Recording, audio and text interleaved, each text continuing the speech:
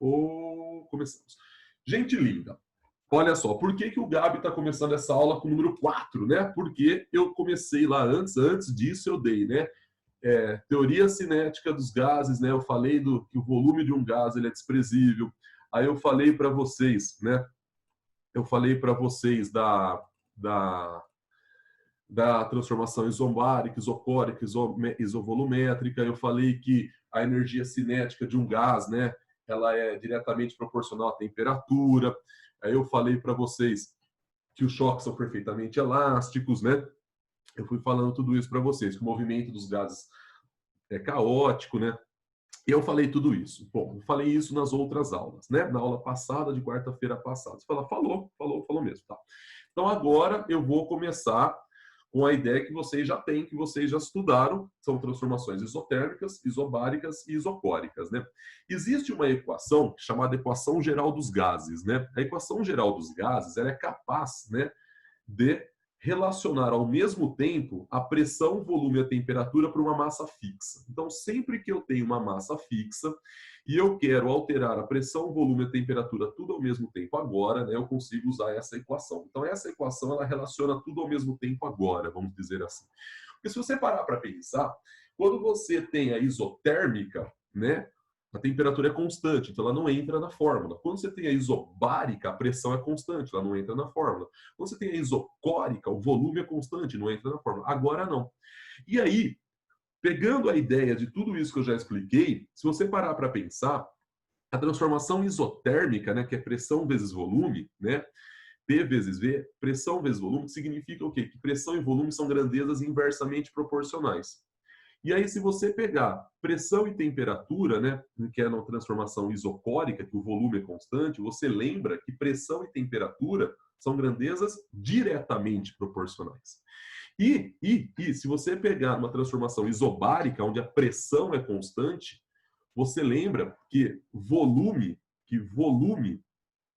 e temperatura são grandezas diretamente proporcionais. Então, fazendo essa relação que nós temos aí, eu consigo chegar a vocês na famosa fórmula, né? Que o pessoal às vezes fala Pivot-Povotó. Eu, né, não gosto muito de Pivot-Povotó, eu prefiro assim, ó, P1, né? Eu prefiro aqui assim, ó, P1 V1 dividido por T1 significa situação inicial, pressão inicial vezes o volume inicial dividido pela temperatura inicial, vai ser sempre igual a pressão final vezes o volume final dividido pela temperatura final. Né? Vocês aprendem isso na física, né? Às vezes o professor põe Pivot-Povotó para vocês decorarem, né? Eu prefiro assim. Então você tem aqui, né? Você tem aqui a ideia aqui. Deixa eu só sumir com isso aqui. Eu tenho a ideia que isso daqui, ó, meus amores, isso daqui seria o meu início, né? E isso aqui seria depois da alteração.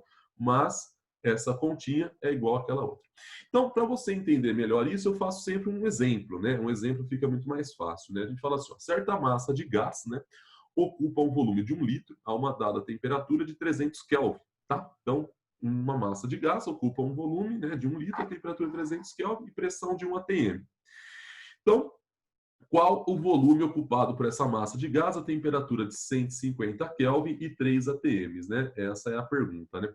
Bom, se você parar para pensar, olha só, você tem, né, que P1, né, a pressão inicial, aqui, ó, a pressão inicial é igual a 1 atm, certo? Pressão inicial é igual a atm. Se você pegar o volume inicial, que o texto nos disse, né, 1 litro. Se você pegar a temperatura que ele está, esse gás, né, no início, 300 Kelvin. Você fala, beleza, fácil. Aí ele pergunta para você qual o volume. Você, beleza. Só que, então, o volume final, o Gabi quer saber. Só que ele disse que a pressão final é igual a 3 atms, vocês concordam comigo? E a temperatura final, ele diz que é de 150 Kelvin. Então, agora fica muito fácil. Eu pego esses valores que o texto me deu e substituo nessa fórmula. Então, pressão inicial vezes volume inicial dividido pela temperatura inicial é igual a pressão final vezes o volume final dividido pela temperatura final. Kelvin de um lado, Kelvin do outro. ATM de um lado, ATM do outro. Faço essa contica e chego que o volume final é de 0,167 litros. Então, reparem, né, que quando você tem essa expressão, você consegue relacionar tudo ao mesmo tempo: pressão, volume e temperatura. Bom, só que aí, o que acontece? Se você está acompanhando isso, né, você fala, beleza, essa fórmula é famosa, todo mundo já usou na vida, né? Só que a gente trabalha com uma massa fixa, a gente não muda a massa do gás. E se acontece alguma coisa, eu quero descobrir a massa do gás, eu quero, e se mudar a massa do gás, qual é a fórmula? Qual é a fórmula, né, que relaciona tudo ao mesmo tempo agora, né? Volume, pressão, temperatura e a massa, no caso, o número de mols, né? Quem descobriu essa fórmula foi Clapeyron. Clapeyron, ele deduz uma fórmula, olha, veja bem, Clapeyron ele usou a transformação isobárica, isocórica, isométrica, tá bom? Que é, isobárica, isotérmica e isocórica, né? Ele usou a hipótese de Avogadro, e aí, com tudo isso em mãos, ele deduziu o famoso PV igual a nRT, que é a fórmula que relaciona tudo, agora tudo mesmo, porque relaciona pressão, volume, temperatura e a quantidade de mols. Se eu tenho a quantidade de mols, que a gente escreve quantidade de matéria, o que acontece, né? O que acontece? Uma coisa importante, eu consigo descobrir a massa. Se eu tenho o número de mols, eu descubro massa, eu descubro N coisas, moléculas e assim por diante. Aonde, né? P é a pressão, lógico, né? V é o volume, o T é a temperatura em Kelvin, certo? O T é a temperatura em Kelvin. Sempre a gente vai trabalhar em Kelvin, tá bom? Independente de onde você está trabalhando, sempre vai ser em Kelvin.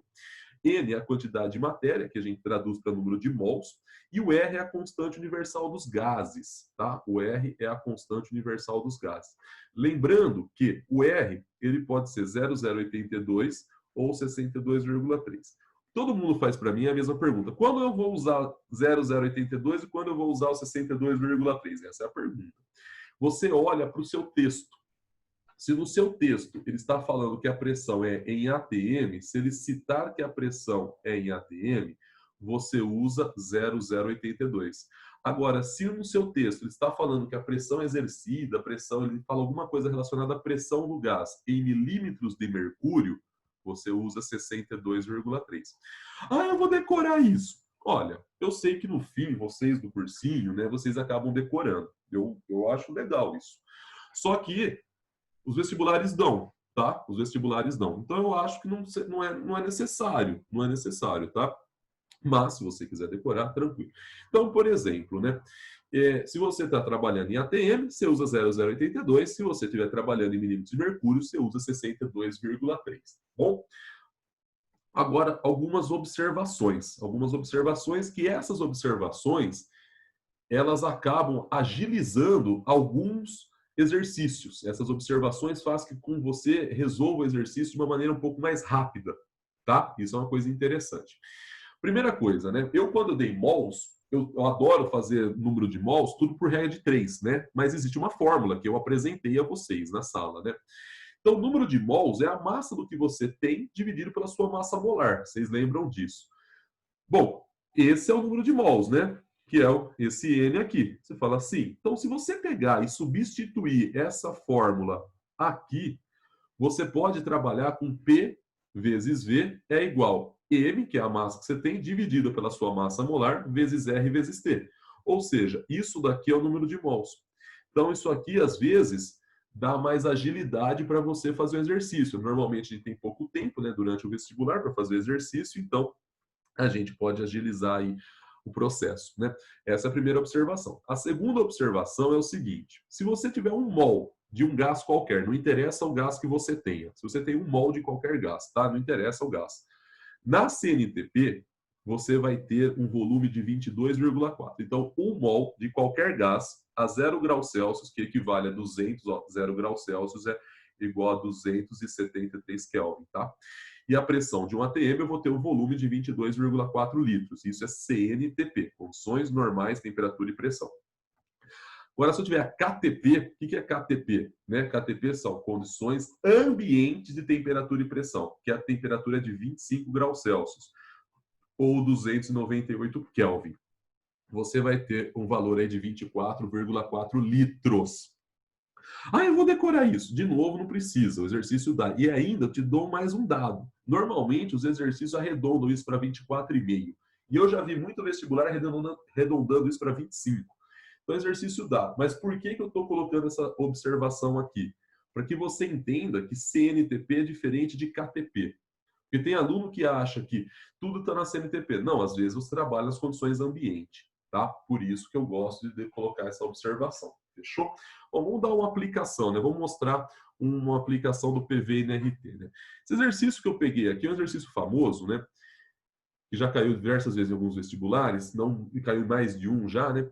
E ele fala assim, ó, um cilindro de volume igual a 20 litros, né? Encontram-se armazenados 160 gramas de O2 medicinal a 300 Kelvin. Então ele fala que você tem um volume lá de 20 litros, né? Com 160 gramas de O2. Calcule a pressão, veja bem, calcule a pressão exercida pelo O2 no cilindro. E ele te dá a massa molar do O2 e o R, né? Bom, se eu quero saber a pressão, eu tenho a massa. Se eu tenho a massa de O2, o que acontece? Repare, ó, repare, eu tenho a massa, eu tenho o volume, eu tenho a temperatura e eu quero a pressão. Você concorda comigo? Se eu aplicar PV igual a nRT, ó, eu tenho temperatura, eu tenho R, eu tenho volume. Com a massa, eu descubro o número de mols. Eu acho a pressão que o exercício pede. Então eu começo assim, ó, 1 mol de O2 tem massa de 32 gramas. Você fala, sim, sim. Se eu tenho 160 gramas, quantos mols o Gabi tem? 5 mols. Então agora fica muito fácil. Eu pego o PV igual a nRT e substituo. Olha só, volume, 20 litros. Número de mols, 5 mols. R, 0,082. Temperatura, 300. Faço essa conta, eu chego em 6,15 atm. Então você vê que com PV igual a nRT, eu consigo, usando massa, usando temperatura, usando volume, achar a pressão. Ou se eu tivesse a pressão e o volume, o número de mols, eu acharia a temperatura e assim por diante. E assim por diante. Aí você fala, Gabi, olha só, você fez aqui uma regra de 3, né? Porque você é químico, gosta de regra de 3 e substituiu na fórmula. Teria como eu fazer isso de uma maneira um pouco mais rápida? Tem, né? Você pega assim, ó, P vezes V é igual. O N você substitui pela massa, dividido pela sua massa molar, né? Vezes R vezes T. Fazendo essa substituição, olha que coisa maravilhosa. Dá no mesmo, né? Dá no mesmo. A pressão, eu quero descobrir o volume de 20 litros, né? A massa que o texto nos deu de 160 gramas, certo? A massa molar do O2, que o texto também nos forneceu aqui nos dados, né? Ele tem que fornecer 32 gramas. O R vezes a temperatura. Eu pego, eu faço essa continha. Eu chego no mesmo valor. Nossa, Gabi, eu fiz de um jeito e cheguei no valor. Fiz do outro, chegou em outro. Aí errou, né? O valor tem que ser o mesmo. Então, quando a gente trabalha com PV e NRT, né, a gente pode trabalhar também com PV igual a massa dividido pela massa molar vezes R vezes T. Tá, e por que eu falei tudo isso para vocês? Né? Isso é uma coisa muito importante para que a gente entenda tudo isso. Né? Eu falei tudo isso para vocês porque eu quero falar da densidade dos gases. Eu quero falar da densidade dos gases. Né? E a densidade dos gases ela vai ajudar muito a gente estudar um negócio chamado efusão e difusão. Então não adianta eu querer dar efusão e difusão, que está na nossa apostila, sem dar densidade antes. Tá?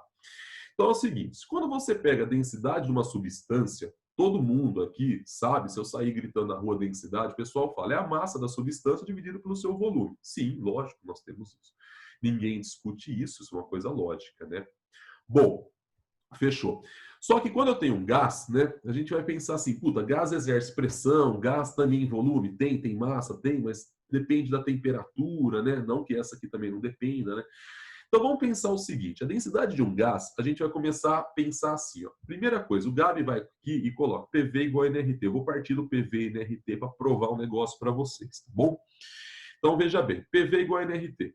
E N é igual a massa dividido pela massa molar. Em cima dessas duas formulinhas aqui, eu vou deduzir uma fórmula para calcular a densidade de um gás. Combinado? Então eu vou pegar aqui o N, eu vou pegar esse N aqui, meus amores, ó, eu vou pegar esse N aqui, ó, e eu vou substituir nessa fórmula, tá? Então vai ficar PV igual a M dividido pela massa molar vezes R vezes T. Você fala, tá, você fez isso até agora, tá bom. Vou pegar a massa molar aqui, meus crianças maravilhosas, e vou passar para cá multiplicando, tá? Aqui dividindo, eu vou passar para cá multiplicando. E o V que está aqui multiplicando, eu vou passar para cá dividindo. Então eu fiquei que pressão vezes a massa molar é igual a massa dividido pelo volume vezes R vezes T. Tá, você fala, tá, você fez nada demais, você só passou de um lado para o outro. Sim. Agora eu vou pegar o R e o T, que estão aqui multiplicando, vou passar para cá, ó, dividindo, tá bom? Vou passar dividindo. Então eu vou chegar nisso daqui, ó, que pressão vezes a massa molar dividido por R vezes T é igual a massa dividido pelo volume. Você fala, opa! Massa pelo volume? O que é massa pelo volume, meus amores? Massa pelo volume é o quê? Densidade. Massa pelo volume de uma substância é densidade, né? Então, nesse exato momento, eu posso falar para vocês que a densidade de um gás, ela vai ser dada sempre por essa fórmula. Pressão que o gás exerce vezes a massa molar do gás dividido por R vezes T. Então, se você me der a massa molar de um gás qualquer, a temperatura e a pressão que ele está, eu acho a densidade desse gás para você de uma maneira tranquila, tá bom? Bom, em cima disso, eu quero fazer com vocês uma observação. Essa observação é legal, porque aí vocês acabam entendendo por que, por exemplo, o ar-condicionado fica próximo ao teto, né? E o aquecedor fica próximo ao chão, né? Então, vamos fazer o seguinte. Moçada, eu estou considerando um gás a pressão constante, combinado? Estou considerando um gás a pressão constante, tá bom? Então, veja bem, se a pressão é constante, olha bem aqui em cima, se a pressão eu estou considerando constante, então ó, eu estou usando a fórmula de cima para fazer aqui a observação de baixo, tá? Estou considerando pressão constante, tudo bem? R é uma constante, né? R é uma constante, tanto é que o nome dele chama constante universal dos gases. Você fala, lógico, né? Tá. Massa molar de um gás também é um número constante, vocês concordam comigo? Se eu pegar o CO2, por exemplo, a massa molar do CO2, 44 gramas aqui em São Carlos, se eu for em outra cidade, continua sendo 44 gramas. Então, eu vou pegar pressão, massa molar e R, vou deixar desse lado. O T, que eu posso variar, eu vou passar para o outro lado. Então, eu vou ter isso daqui, ó. Densidade vezes temperatura é igual pressão, massa molar dividido por R. Ó, lembrando que para essa observação eu estou considerando o gás a pressão constante. Então, eu tenho três constantes ali, ou seja, pressão, massa molar dividido por R, ou seja, eu tenho uma constante, certo? Então, eu posso falar para vocês que a densidade vezes a temperatura é uma constante sempre. Sempre. Tá. O que acontece se eu aumento a temperatura? Ó, esse valor aqui é constante. Se você aumenta a temperatura, o que acontece com a densidade, o número da densidade? Ela tem que diminuir. A densidade diminui. Ou seja, o aumento da temperatura diminui a densidade do gás. Ou seja, quanto mais quente o gás está, menor é a sua densidade. Por isso que o gás quente sobe, tá? Por isso que o gás quente sobe. Ó, eu vou abrir para dúvidas daqui a pouco, tá, gente? Deixando claro isso, fiquem tranquilos, tá bom? Então, o ar quente sobe porque a densidade diminui. Nossa, Gabi, então por isso que você coloca o aquecedor próximo ao chão, porque aí você esquenta e o ar quente sobe. Agora, olha que coisa maravilhosa, gente. Olha que coisa fantástica, olha que coisa fantástica. Deixa eu apagar tudo isso. Se você diminuir a temperatura, o que acontece? Tem que dar uma constante a multiplicação. Então, a densidade aumenta. Então, diminuindo a temperatura, aumenta a densidade. O gás mais denso, ele desce. Por isso que o ar-condicionado fica em cima. Porque o ar frio desce, porque ele é mais denso. Então, agora você entende por que o balão sobe. Porque você esquenta o ar dentro do balão. Você entende por que o ar-condicionado fica próximo ao teto. Você entende que o aquecedor na sua casa, em hotéis e assim por diante, ficam próximo ao chão. Bom, feita essa observação, que eu acho muito interessante, né? Você tem que ter um exemplo de como calcular a densidade, né? Então, eu vou pegar aqui um exemplo básico, né? Eu pego a densidade do CO2, eu falo, ó, gente, a densidade do CO2, calcule a densidade do CO2, né? A 300 Kelvin e 1 atm, tá?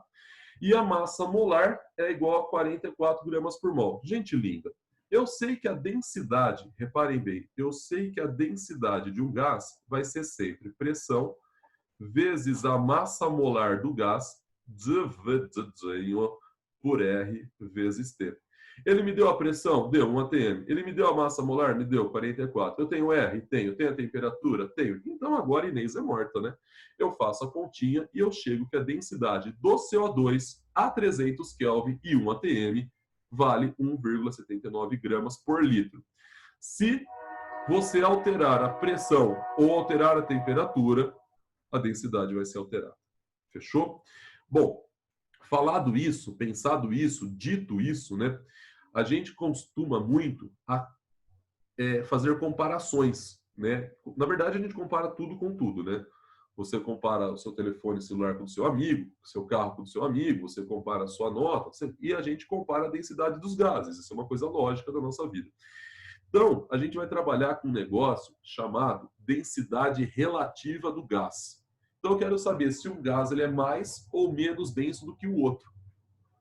E aí, qual fórmula eu, Gabiruzinho, vou mostrar para vocês? Bom, se eu quero saber a densidade de um gás em relação à densidade do outro, para você poder fazer essa comparação, a gente mede os gases na mesma pressão e temperatura, né? Senão fica muito complexo a gente conseguir fazer uma comparação. Então a gente fixa uma pressão, uma temperatura e fala, ó, a tal pressão e a tal temperatura, esse gás é mais ou menos denso que o outro, né? É assim que funciona.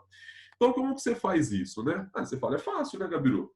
Você pega a densidade de um gás, divide pela densidade do outro. Tá certo? Tá, é assim mesmo que a gente faz. Mas dá para a gente melhorar isso, né? Dá para a gente melhorar isso. Você fala, eu não entendi. Fica olhando, ó. Se a densidade relativa é a divisão entre as densidades dos gases, eu posso falar que a densidade do gás 1 é a pressão que o gás 1 exerce, vezes a sua massa molar, dividido por R vezes T. Então, essa parte aqui, né? Isso daqui é a densidade do gás 1. Eu só substituir. E a densidade do gás 2 é a pressão que o gás 2 exerce, vezes a sua massa molar, dividido por R vezes T. Você fala sim, eu não vejo problema nenhum. Tá. Olhem bem, isso é a densidade do gás 2. Tudo bem. Só que eu estou falando que esses dois gases, eles estão à mesma pressão e temperatura. Então eu corto pressão com pressão. Tchau. Eu corto quem? R com R. Afinal de contas, o R é o mesmo valor sempre. E se a temperatura é a mesma para ambos, adeus também. Ou seja, se eu quero saber qual gás é mais ou menos denso, basta eu dividir a massa molar do gás 1 pela massa molar do gás 2. Só isso? Sim. Se eles estão à mesma temperatura e pressão, sim. Aí, se eles não estiverem à mesma temperatura e pressão, aí você vai ter que calcular a densidade de um naquela pressão e temperatura, calcular a densidade do outro na pressão e temperatura que está e fazer a divisão. Mas se estão na mesma pressão e temperatura, basta você dividir as massas molares. Então, essa fórmula, ela indica quantas vezes um gás é mais ou menos denso do que o outro. Olha que legal. Então, por exemplo, eu quero saber a densidade relativa entre o CO2 e o H2, nas mesmas condições. Pô, qual que é? O CO2 é quantas vezes mais denso do que o H2? Eu pego, densidade vai ser massa molar do CO2 dividido pela massa molar do H2, ou seja, 44 gramas dividido por 2 gramas. O que vai dar isso? Vai dar 22. Você fala 22 por quê? Sem número, sem unidade, porque grama por mol em cima, grama por mol embaixo, corta. Então, nesse exato momento, o que você tem, né, nesse exato instante? Você tem aí que a densidade do CO2 ela é 22 vezes maior que a densidade do H2. Beleza? E por que eu falei tudo isso, né, gente? E por que eu falei tudo isso? Uma coisa importante, né? Por que o Gabi fala tudo isso para vocês? Eu falo tudo isso para vocês por um único e simples motivo, né? Porque agora eu consigo explicar para vocês o que é difusão e o que é efusão. Agora fica fácil.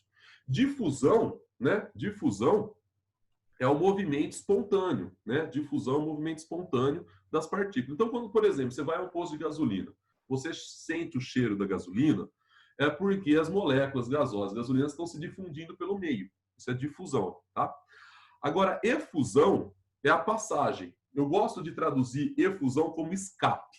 Então, você tem lá um cilindro de um gás, você tem um cilindro de oxigênio e nele você faz um pequeno buraco, um pequeno orifício, um buraquinho, que vai começar a escapar, certo? Isso é efusão. Então, se algum dia alguém perguntar o que é efusão, efusão é escape do gás. Difusão é um movimento de espalhamento, de dispersão, tá bom? Bom, o que acontece? Graham viu que a velocidade de efusão ou de difusão, eu coloco aqui velocidade de efusão, mas isso também é válido para a velocidade de difusão, tá bom? Ela é inversamente proporcional à raiz quadrada da densidade do gás. Olha, eu vou decorar isso. Não vai porque isso, quando cai no vestibular, eles falam, tá? Eles falam. Então, eu posso falar o seguinte, isso é uma coisa muito importante. A velocidade de efusão ou difusão é inversamente a raiz quadrada da densidade do gás. Você já falou isso, tá? Só que a densidade de um gás, ó, é isso daqui, ó. Agora vocês falam assim, pô, agora fez sentido por que o Gabiru deu densidade do gás, para eu poder explicar isso. Então, para você entender o que Graham quis dizer com tudo isso, né? Se eu pegar aqui, gente linda, ó, se eu pegar aqui dois recipientes, um com N2 e o outro com H2, tá bom? O N2 ele tem massa de 2 gramas por mol, o N2 tem massa de 28 gramas por mol. Você fala, tá. Reparem bem aqui, ó, bem aqui, que vai aparecer um buraco, mais ou menos. Vai aparecer um buraco aqui no meu desenho, tá bom? Vai aparecer um buraco, ó. Buraco. Imagine que eu fiz um buraco de mesmo tamanho e o gás hidrogênio começa a escapar e o gás nitrogênio começa a escapar. A pergunta que o Gabi faz é muito fácil. Qual desses dois gases tem maior velocidade de efusão? Entenderam a pergunta? Qual desses dois gases, ó, escapa mais rápido? Essa é a pergunta dos campeões, tá bom? Se você pegar as fórmulas, né, você vai ver assim. Você tem essa conta aqui. Concorda comigo que a massa molar do H2 ela é menor que a massa molar do N2. Ó, de novo, eu estou comparando dois gases. Se eu estou comparando dois gases, eu não falei, mas está escrito. Eles estão na mesma condição, ó, nas mesmas condições de temperatura e pressão. Então, aqui, se tiver 100 Kelvin, aqui está 100 Kelvin, isso aqui exerce um ATM, aqui exerce um ATM. Ai, mas se a pressão for diferente, aí não dá, né, para fazer, né, comparação, né, gente? Por favor. Né? Então, veja bem, o H2, ele tem uma massa molar menor. Então, se ele tem uma massa molar menor, eu fazendo essa conta, eu descubro que a velocidade de escape do H2 vai ser maior do que a velocidade de escape do N2. Ou seja, mostrando isso matematicamente, ó, quanto maior esse número aqui, maior vai ser essa conta aqui embaixo. 1 dividido por um número grande, resultado é um valor pequeno. 1 aqui dividido por um número pequeno vai dar um valor grande. Então, Graham, além de tudo isso, ele falou, isso, ó, gente, decora isso. Eu só vou pedir isso para você, não vou pedir mais nada hoje. Decora isso. Ó. Isso já caiu na FUVEST, na Unesp, na Unicamp, no Enem, já caiu em vários vestibulares. Quanto menor a massa molar do gás, ó, quanto mais leve o gás for, maior será a sua velocidade de efusão ou, anotem isso, ou difusão, tá? Por favor. Então, quanto mais leve o gás for, mais rápido o gás escapa. Mais rápido ele se dispersa no ar. Então, se eu tenho dois recipientes com gases de massas molares diferentes e eu abro eles, não estou escapando, eu abro. Eu vou sentir o cheiro, se eu tiver de maneira equidistante desses dois recipientes, eu vou sentir o cheiro do gás daquele primeiro que for mais leve. Depois eu sinto do gás mais pesado. Eu estou falando leve e pesado porque é assim que a gente pensa. O certo é falar massa molar, tá? Eu falo leve e pesado porque eu sei que é assim que vocês acabam decorando. E ainda, dá para calcular quantas vezes um gás se difunde ou escapa mais rápido do que o outro. Eu poderia provar essa fórmula para vocês. E aí vocês ficariam xingando a minha vida eternamente. Então eu peço que vocês decorem essa fórmula. Tudo bem que calcular isso quase nunca aparece em vestibular. Porém, já apareceu em segundas fases. Então eu falo assim, quando você quer saber quanto mais rápido um gás escapa em relação ao outro, você vai fazer assim, ó. Velocidade do gás 1 dividido pela velocidade do gás 2 é igual a raiz quadrada. Aí está o problema. É o inverso. Se você colocou gás 1 em cima, gás 2 embaixo, você vai pôr massa molar do 2 em cima, dividido pela massa molar do gás 1. Então, você decora que é o contrário. Essa fórmula aqui, tem gente que olha eu fazendo isso e fala assim, o Gabi errou. Não, não errei. Entendeu? Não errei. Então, usando essa fórmula, repare que é o inverso. Aí aqui, ó, aqui é 1 sobre 2, aqui é 2 sobre 1. Pelo amor de Deus. Pra vocês entenderem isso, eu vou dar um exemplo, acaba a aula aqui. Ó. Eu tenho H2 e N2. Os dois gases, como eu coloquei no outro exemplo, estão escapando. Tá. Eu quero saber, e você já sabe, né, que o H2 escapa mais rápido que o N2. Como você já sabe isso? Porque o H2 é mais leve. Eu quero saber isso quantas vezes? Quantas vezes a velocidade do H2 vai ser maior que o do N2? Eu venho aqui e substituo. Ó, massa molar do N2 dividido pela massa molar do H2. Ou seja, 28 por 2 vai dar aqui a velocidade de H2 é igual a velocidade dividido pela velocidade de N2, raiz quadrada de 14. Você faz a raiz quadrada de 14, você chega em 3,7. O que significa esse 3,7? Significa que o H2 escapa 3,7 vezes mais rápido do que o N2.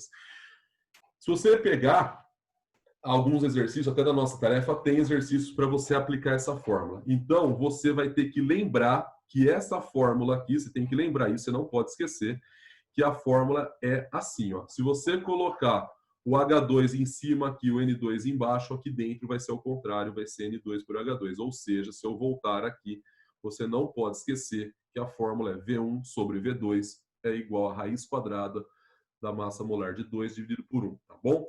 E para quem tem segunda fase de química, vai ter que lembrar da fórmula, sim. Para quem não tem segunda fase de química, só lembrar que o gás de menor massa molar, e isso eu vou apresentar na aula que vem nos exercícios, quem tem a menor massa molar, ó, quem tem a menor massa molar escapa mais rapidamente, ou difunde-se mais rapidamente, tem a dispersão mais rápida. Beleza? Gente, isso era toda a teoria do nosso módulo 9. E, infelizmente, não deu para eu fazer aqui nossos exercícios.